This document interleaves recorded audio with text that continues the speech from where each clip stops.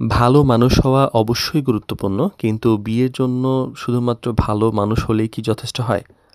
তো একজন মানুষ ভালো হতে পারেন, কিন্তু দাম্পত্য জীবনের জন্য তার আরও কিছু গুণ প্রয়োজন। বিয়ের ব্যাপারটা শুধুমাত্র ব্যক্তিত্বের বিষয় নয়, এর সঙ্গে জড়িয়ে থাকে কিছু ব্যাপার যেমন দায়িত্ব, মানিয়ে নেওয়া, যোগাযোগ, বাস্তবতা বা বোঝাপড়া, একসঙ্গে অনেক কিছু করার সক্ষমতা এবং ভবিষ্যৎ নিয়ে একটা পরিষ্কার প্ল্যান। তো ম্যারেজ ক্যারিবিটির বিবাহ বিষয়ক আলোচনার বিয়ের আগে জানতেই হবে সিজন 3 এর ৭ম পর্বে আজকে কথা বলব যে শুধু ভালো মানুষ হলেই কি হয় নাকি আরও কিছু প্রয়োজন আছে।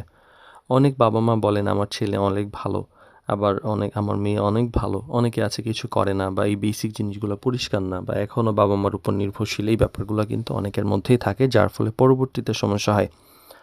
তো প্রথমত হলো দায়িত্ববোধের একটা ব্যাপার। ভালো চরিত্রের পাশাপাশি নিজের দায়িত্বটা বুঝতে হবে। কথা দেওয়া, নিজের কাজটা করা, ভবিষ্যতে সংসারের দায়িত্ব নেওয়ার মানসিকতা বিয়ের জন্য অনেক গুরুত্বপূর্ণ। আর মানিয়ে নেওয়ার একটা ব্যাপার থাকে। ২ জন মানুষের চিন্তা এবং অভ্যাস সবসময় এক হবে এরকম হয় না।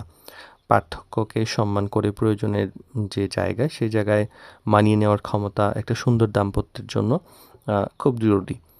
কমিউনিকেশনের একটা ব্যাপার থাকে যে মনের কথা পরিষ্কারভাবে বলতে, অন্যের কথা মন দিয়ে শুনতে, এগুলা বুঝতে হয়।